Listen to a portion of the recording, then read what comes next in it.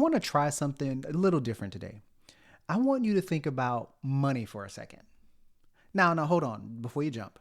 Not about what you have, not about what you don't have, just the feeling and thoughts that you have about money. When the topic comes up, when you think about it, what's there? Is it anxiety? Is it scarcity? Is it something that you're always chasing and feels like it never can quite grasp or catch? Or maybe is it guilt? Like wanting more of it makes you somehow someone you don't want to be, for example. Now, here's what I want you to notice. Those feelings, that's not really about money. It's really about you. The way you relate to money is one of the most honest mirrors that you can have, not of your bank account, but the deeper beliefs about your own self-worth. Welcome back, guys, to the Emmanuel Dr. EG3 podcast. I'm your host, Emmanuel George, and most folks around here just call me Dr. EG3. This is the space where we talk about life, growth, and becoming, the real kind of becoming, the one that requires honesty, reflection, and learning how to hold responsibility without losing yourself in the process. And today, we're going somewhere that the show, we've never talked about money significantly before, so maybe we're going into a space that we've never yet gone before. So today, we're going to talk about money, not investing, not budgeting, but about the internal relationship that you have with money, what your financial life actually reveals about what you believe about yourself. Now, here's the thing about money that most people don't want to hear. Your financial patterns, the way you earn, spend, save, maybe even avoid, they're not just random. They are a direct reflection of your internal belief system around your worth, your sense of safety, and what you feel you deserve. If you consistently undercharge for your worth, it's not because you don't know your value. It's because something in you doesn't feel safe in claiming that space around money. If you spend the moment money comes in, it's not only a habit, it's often a belief that it won't stay. So you might as well use it now to indulge yourself. If you're asking for what you're worth makes you feel physically uncomfortable, that kind of pit in, your stomach, or the nervousness, or the uncomfortable thoughts, that discomfort you feel is data that you should pay attention to. It's telling you something about what you believe you're allowed to have. See, money is a mirror, and a lot of us avoid looking directly into it because we may not like or love what we see. See, most of our beliefs about money were formed before we had any. So the first teaching point is your money story started well before you even earned your first dollar. See, we inherited these beliefs from how our parents talked about money. Or how about this? They didn't. I don't know where you guys are from, but money was grown folks' business, right?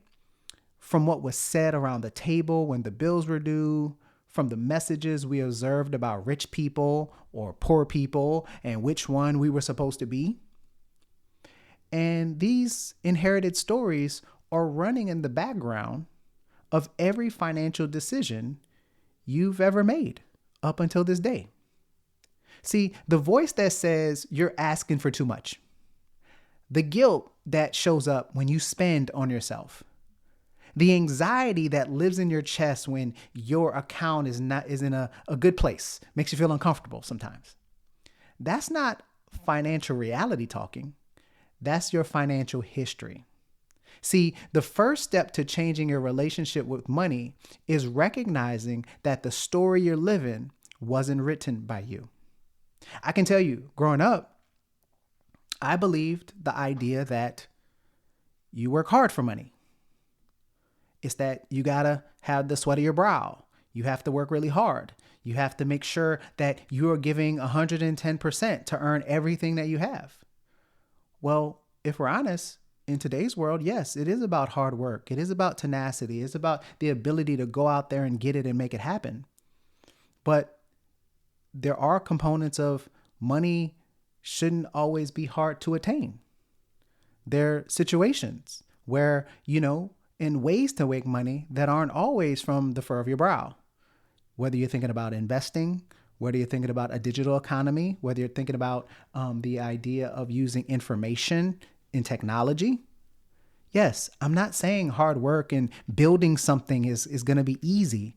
But what I'm saying is that sometimes we reject the idea of making more because we relate it to more hours in. We relate it to more sweat, more fur, more struggle to get money.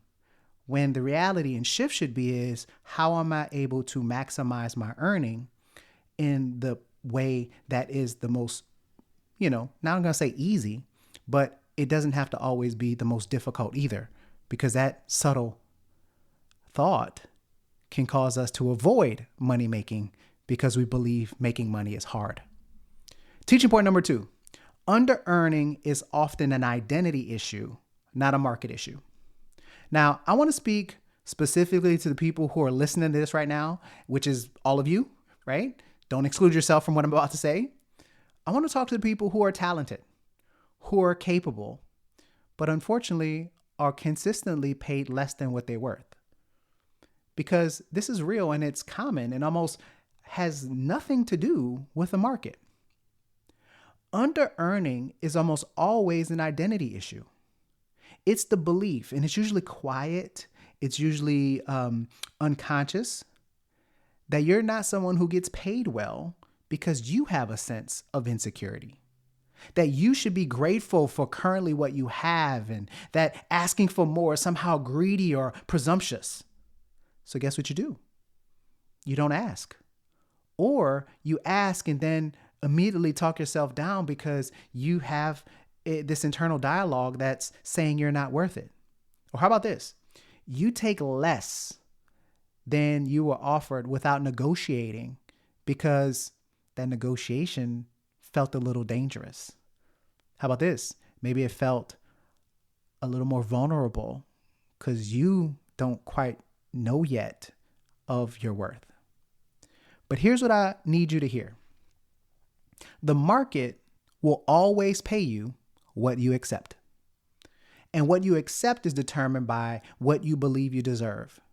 And guess what? That's an inside job. You have to figure that out. I get the privilege of working with a lot of individuals who are, entrepreneurs or starting out their career. And I get it, at the beginning of your career, you may feel as though you're inexperienced, you don't quite know. So I find a lot of people just kind of take anything. And really what happens is they say stuff like, well, I just don't get my foot in the door. Or I just need to know that I need to have something to sustain me. But I want you to remember, the market will always pay you what you accept. And again, I'm about being responsible. I know that sometimes you just need the bills paid. You need to pay the rent. You need to pay the student loan. You need to, put food on the table for you and your family. I'm not talking about those scenarios. But oftentimes, when you don't quite know your worth or haven't even reflected to think about it, you don't ask for it when it's a potential just for a mere negotiation of an increase or a raise at the beginning, or how, being able to work with those numbers. So again, the market will always pay you what you accept. The question is, are you asking for more or for your worth? Point number 3, alignment includes your financial life. See, we talk a lot here about living in alignment and in congruence, making sure that your actions match your values, your life matches your aspirations. But a lot of people exempt their financial life from that conversation entirely. And I want to challenge that, because if you believe you're valuable, if you believe your work matters, your time has worth, your gifts deserve compensation, because I believe your gifts will always make room for you, and that doesn't mean for free, then your financial life needs to reflect that. Not perfectly, not immediately or overnight, but directionally. If you believe you have worth, your worth and your compensation should be growing in alignment over time. The goal isn't wealth just for wealth's sake.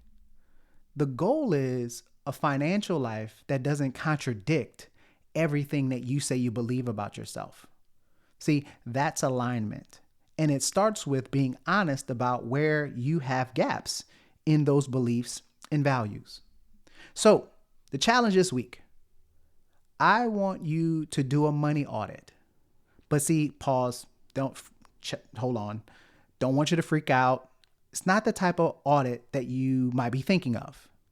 I'm not asking you to go look at your budget. I'm not asking you to pull out a spreadsheet. I'm not asking you to go get a calculator. I want you to look at your beliefs. I want you to write down 3 things that you were taught or maybe absorbed. Because again, maybe some of the financial situations and scenarios weren't taught to you directly. But what are some of those things that you were taught or absorbed about money growing up? So I want you to write those 3 things down. Then I want you to write 3 ways those beliefs might be showing up in your current financial decisions. That's it. Don't want you to fix anything. I just want you to be aware and name them. Because see, you can't change a story you haven't read yet. So over the next 7 days, just write it down. Write down 3 things that you were taught or absorbed about money growing up. And then I want you to write 3 things of how those beliefs might be showing up in your financial decisions today. So your relationship with money is one of the most intimate things about you and one of the least examined.